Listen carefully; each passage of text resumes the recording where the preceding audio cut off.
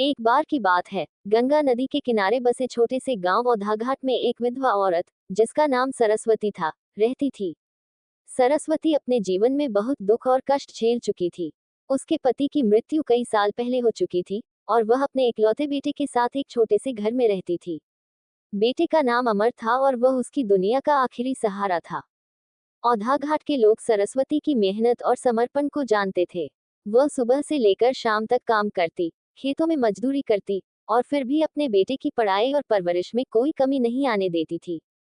सरस्वती का जीवन कठिनाइयों से भरा था, लेकिन उसने कभी हार नहीं मानी। अमर भी समझदार और मेहनती लड़का था। वह अपनी माँ की मेहनत और संघर्ष को देखता और हमेशा सोचता कि वह बड़ा होकर अपनी माँ को सभी कष्टों से मुक्त कर देगा। वह दिन रात पढ़ाई में लगा रहता, ताकि एक दिन उसे अच्छी नौकरी मिले और उसकी माँ का जीवन बेहतर हो सके। लेकिन किस्मत ने उनके साथ एक और खेल खेला। एक दिन अमर को अचानक तेज बुखार हो गया। सरस्वती ने तुरंत गांव के वैद्य को बुलवाया। वैद्य ने कई जड़ी बूटियों से इलाज किया, लेकिन अमर का बुखार उतरने का नाम नहीं ले रहा था। सरस्वती ने रात दिन जागकर अपने बेटे की देखभाल की, पर अमर की हालत में कोई सुधार नहीं हुआ। कुछ दिन बाद अमर की हालत और भी बिगड़ने लगी। सरस्वती घबराई हुई थी। वह गांव के मंदिर गई और भगवान से अपने बेटे की जान की भीख मांगी। उसने कहा, हे भगवान, मेरे पास कुछ नहीं है। मेरा बेटा ही मेरा सब कुछ है। उसे मुझसे मत छीनो। सरस्वती की आंखों से आंसू बहने लगे, लेकिन भगवान ने शायद उसकी प्रार्थना नहीं सुनी। कुछ दिनों बाद अमर का निधन हो गया। अमर की मृत्यु के बाद सरस्वती की दुनिया अंधकार में हो गई। अब उसके पास जीने का कोई सहारा नहीं बचा था। गांव के लोग भी उसकी मदद करने की कोशिश करते, लेकिन उसका दर्द बहुत गहरा था। वह अब अकेली हो गई थी, बिना किसी उम्मीद के। अमर की मृत्यु के कुछ महीने बाद सरस्वती गंगा किनारे बैठी रहती थी। उसका चेहरा उदास और आंखें सूनी हो गई थी। वह अक्सर गंगा की लहरों को देखती और सोचती कि जीवन भी इन लहरों की तरह है, कभी शांत तो कभी उथल पुथल से भरा। लेकिन उसकी पीड़ा का अंत नहीं हो रहा था। एक दिन जब वह गंगा किनारे बैठी थी, तो एक वृद्ध संत वहां से गुजरे। उन्होंने सरस्वती को इस अवस्था में देखा और उसके पास आकर बैठ गए। संत ने पूछा, बेटी, तुम्हारी आंखों में इतना दर्द क्यों है? सरस्वती ने अपने जीवन की सारी व्यथा संत के सामने रख दी। संत उसकी बातों को ध्यान से सुनते रहे। फिर उन्होंने कहा, बेटी, जीवन और मृत्यु एक ही सिक्के के दो पहलू हैं। जो आया है, उसे एक दिन जाना ही है। ये संसार चक्र चलता रहता है। हमें दुख तो होता है, लेकिन इसे सहने की शक्ति भी हमें प्राप्त होती है। तुम्हारा बेटा हमेशा तुम्हारे साथ रहेगा, तुम्हारी यादों में।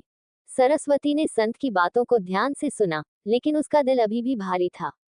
संत ने उसे कुछ देर शांति से रहने को कहा और फिर बोले, तुम्हें अपने जीवन को फिर से एक उद्देश्य देना होगा। दुख से निकलना आसान नहीं है, लेकिन यदि तुम चाहो, तो इस दुख को अपनी शक्ति बना सकती हो।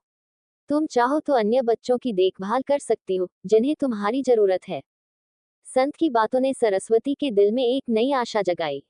अगले कुछ दिनों में उसने सोचने का प्रयास किया कि अब उसे क्या करना चाहिए। धीरे धीरे उसने अपने मन को शांत किया और एक निर्णय लिया। गांव में कई ऐसे बच्चे थे जिनके माता पिता मजदूरी करते थे और उन्हें शिक्षा का अवसर नहीं मिल पाता था। सरस्वती ने उन बच्चों को पढ़ाने का निश्चय किया। वह हर दिन अपने घर के आंगन में गांव के बच्चों को पढ़ाने लगी। धीरे धीरे और भी बच्चे उसके पास आने लगे। सरस्वती के जीवन में एक बार फिर से रंग आने लगे। बच्चों की हंसी और उनके चेहरों की मासूमियत ने उसके दिल को सुकून दिया। वह अब हर दिन बच्चों को शिक्षा देती, उन्हें नैतिक मूल्यों की बातें बताती और उनके साथ समय बिताती।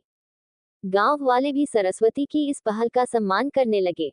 बच्चे उससे प्यार करने लगे और वह भी उन्हें अपने बच्चों की तरह स्नेह देने लगी। वह जानती थी कि अमर अब वापस नहीं आ सकता, लेकिन उसने अपने दुख को एक नई दिशा दी थी। उसने उन बच्चों में अमर की छवि देखी और उनके भविष्य को संवारने में लग गई। समय बीतता गया और सरस्वती ने एक नई पहचान बनाई। वह अब औधा घाट की सरस्वती माँ के नाम से जानी जाने लगी। गांव के सभी लोग उसका सम्मान करते और उसके प्रयासों की सराहना करते थे। उसकी कड़ी मेहनत और समर्पण ने बच्चों के जीवन को बदल दिया। सरस्वती के जीवन का यह नया अध्याय उस दुख की याद दिलाता था जो उसने झेला था, लेकिन उसने उस दुख को अपनी शक्ति बनाया और दूसरों के जीवन में खुशियों का संचार किया। गंगा किनारे औधा घाट में एक विधवा औरत ने अपनी पीड़ा को परोपकार में बदलकर यह साबित कर दिया कि जीवन चाहे जितना भी कठिन हो, उसे नई दिशा देने का साहस इंसान के भीतर ही होता है।